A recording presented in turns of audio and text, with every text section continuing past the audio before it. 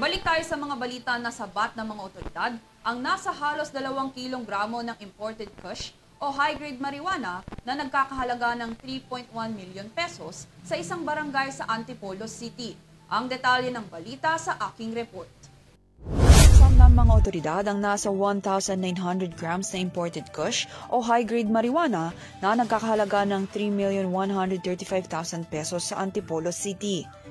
Kinilala ang recipient na si Sintaro Uy, isang 20 years old na residente ng Sitio Pantayanin de La Paz, Antipolo, Rizal. Ayon sa Philippine Drug Enforcement Agency o PDEA, ang nasabing kush ay galing umano sa United States at ipinadala sa Port Clark noong ika-9 ng Mayo. Ang mga iligal na droga ay nakapaloob sa 4 na plastic pouch at ipinakita bilang hooded sweatshirts. Alam umano ng sospek ang nilalaman ng mga parcel at hindi ito nanlaban sa pag-aresto sa kanya ng mga operating team.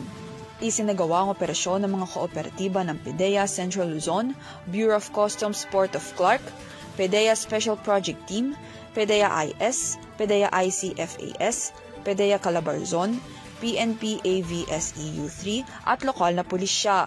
Sasampahan ng recipient ng illegal na droga ng isang non-bailable offense ng Section 4 o Importation of Dangerous Drugs ng Republic Act 9165.